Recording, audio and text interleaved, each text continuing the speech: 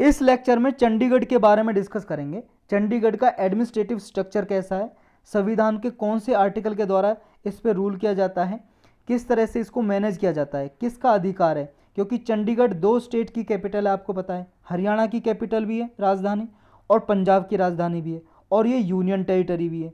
तो इसके बारे में डिस्कस करेंगे। अभी रिसेंटली न्यूज़ में इसलिए सेंट्रल गवर्नमेंट ने कहा है कि जो इसके जो एम्प्लॉयज़ हैं, चंडीगढ़ के कर्मचारी हैं, वो सेंट्रल सिविल सर्विस रूल के अंदर काम करते हैं। सेंट्रल सिविल सर्विस रूल के अंदर सेंट्रल गवर्नमेंट ने अनाउंस किया है ये।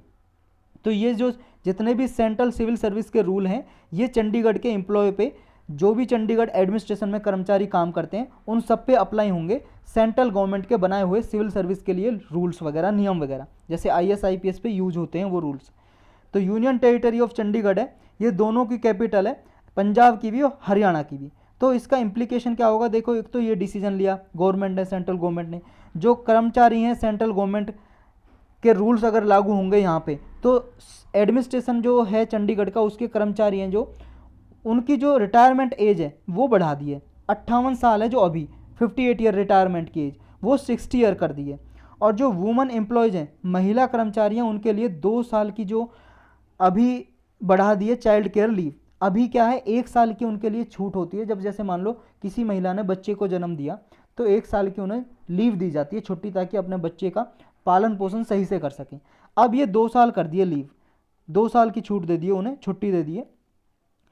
नेक्स्ट है कि और बेनिफिट ये होंगे कि जो चाइल्ड एजुकेशन अलाउंसेज, उसको भी बढ़ा दिया है। जैसे जो कर्मचारियों को चाइल्ड एजुकेशन के लिए अलाउंस मिलती है, कुछ पैसे मिलते हैं, इसका बेनिफिट भी इंक्रीज कर दिया है। और जो एजुकेशन डिपार्टमेंट में जो कर्मचारी हैं, उनकी रिटायरमेंट एज कर दी है 65 ईयर, 65 साल तक बढ़ा दी है। इस डिसीजन का कुछ लोग अपोजिशन कर रहे हैं, विरोध कर रहे हैं, क्रिटिसिज्म कर रहे हैं, यानी कि बुराई कर रहे हैं। पंजाब लीडर हैं, वो कर रहे हैं कि पंजाब की ये राइट हो है, पंजाब का अधिकार है, पंजाब का अधिकार का इंक्रोचमेंट है ये, क्योंकि जो यूनियन टेरिटरी है जो चंडीगढ़ की, ये पंजाब रीऑर्गेनाइजेशन एक्ट पास हुआ था, जिसके जरिए पंजाब हरियाणा अलग हुए थे 1966 में।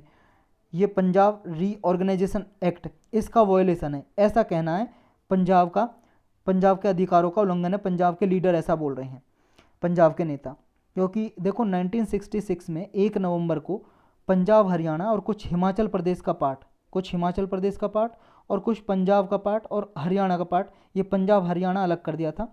और चंडीगढ़ बीच में एक विवाद का कारण बन गई थी। पंजाब बोल रहा था कि हमारी राजधानी होगी और हरियाणा की हमारी। तो ये यूनियन टेरिटरी डिक्लेयर कर दी थी सेंट्रल गवर्नमेंट ने, और कहा था कि दोनों की टेरिटरी रहेगी, मतलब दोनों की कैपिटल रहेगी ये यूनियन टेरिटरी, चंडीगढ़ हरियाणा की भी और पंजाब की, दोनों की कैपिटल।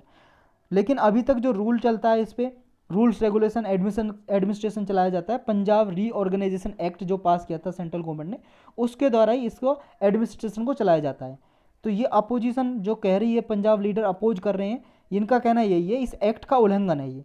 तो चंडीगढ़ का स्टेटस क्या है, अभी यूनियन टेरिटरी है, जैसा हमने ऊपर डिस्कस किया, और पंजाब सिविल सर्विस के जो रूल्स हैं, उसके तहत ही इसके तहत ही इनको एम्प्लॉय को रूल किया जाता है, यानी कि इनके अंडर ही आते हैं पंजाब सिविल सर्विस रूल्स के अंदर। 1966 में पंजाब को अलग कर दिया था, हरियाणा को अलग कर दिया था, हिमाचल प्रदेश का कुछ पार्ट था उसको भी अलग कर दिया था, चंडीगढ़ को कैपिटल बना दी थी इन दोनों की। लेकिन ये पेंडिंग पड़ा था रिजोल्यूशन, तो सेंट्रल गवर्नमेंट ने डिक्लेयर कर दिया था चंडीगढ़ को union territory. Punjab reorganisation act 1966 में बनाया। चंडीगढ़ इसमें गवर्न किया जाएगा सेंट्रल लॉज के थ्रू, सेंटर के द्वारा गवर्न किया जाएगा। लेकिन जो भी लॉ हैं जो पंजाब को अलग करने के लिए, यानी कि जो पंजाब को अलग करने के लिए लॉ बनाए हैं, ये यूनियन टेरिटरी पर लागू होंगे। जैसे पंजाब रीऑर्गेनाइजेशन एक्ट बनाया 1966 का, ये लागू होगा, ऐसा सेंट्रल गवर्नमेंट ने रिजोल्यूशन में बोला। तो ये जो अपोजिशन लीडर हैं, ये पंजाब के लीडर हैं, इसलिए यही बोल रहे हैं कि इस एक्ट का उल्लंघन है, जो अभी डिसीजन लिया है सेंट्रल गवर्नमेंट ने, कि ये जो पंजाब यानी कि चंडीगढ़ के जो एम्प्लॉयज होंगे सिविल सर्विस के, वो सेंट्रल सिविल सर्विस के अंदर गाइड किए जाएंगे, उनको रूल किया जाएगा। 1984 में देखो पंजाब गवर्नर थे जो, वो चंडीगढ़ के, यानी कि इसके एडमिनिस्ट्रेटर भी बनाए दिए गए थे चंडीगढ़ के भी। जो पंजाब के गवर्नर थे, चंडीगढ़ के भी एडमिनिस्ट्रेटर, यानी कि जैसे स्टेट में राज्यपाल होते हैं ना गवर्नर, ऐसे वहाँ पे चंडीगढ़ में उसको बोलते हैं एडमिनिस्ट्रेटर। तो वो एडमिनिस्ट्रेटर बना दिए गए थे, पंजाब के गवर्नर को बना दिया गया था चंडीगढ़ का एडमिनिस्ट्रेटर। अभी संविधान के कौन से आर्टिकल के अंदर इसको रूल किया जाता है, यानी कि गवर्न किया जाता है इसको, चंडीगढ़ को? आर्टिकल 239 से लेकर 241, ये पार्ट 8 का ही पार्ट है हमारे कॉन्स्टिट्यूशन में। इन आर्टिकल के अंदर एडमिनिस्ट्रेशन चलाया जाता है यूनियन टेरिटरीज का। और लेकिन देखो, सारे जो एडमिनिस्ट्रेटिव सिस्टम है, यूनियन टेरिटरी बहुत सारी हमारे देश में 8 यूनियन टेरिटरी हैं, सबका एडमिनिस्ट्रेशन एक जैसा नहीं है, अलग अलग है, कोई यूनिफॉर्मिटी नहीं है। हर एक यूनियन टेरिटरी में क्या है, प्रेसिडेंट लॉ पास कर सकते हैं, यानी कि प्रेसिडेंट क्या है, एडमिनिस्ट्रेटर के थ्रू लॉ पास कर सकते हैं। जैसे चंडीगढ़ का एडमिनिस्ट्रेटर अपॉइंट किया प्रेसिडेंट ने, जैसे स्टेट में गवर्नर को अपॉइंट किया जाता है, ऐसे चंडीगढ़ में एडमिनिस्ट्रेटर को प्रेसिडेंट के द्वारा अपॉइंट किया जाता है, नियुक्त किया जाता है। अब एडमिनिस्ट्रेटर के थ्रू ही प्रेसिडेंट लॉ बना सकते हैं, कानून बना सकते हैं उसको लागू करने के लिए। और ये इसकी लॉ की पावर है, जो पार्लियामेंट की जो लॉ बनाता है ना, उसकी तरह ही इसकी पावर होती है। तो पार्लियामेंट की क्या पावर है लॉ बनाने के लिए?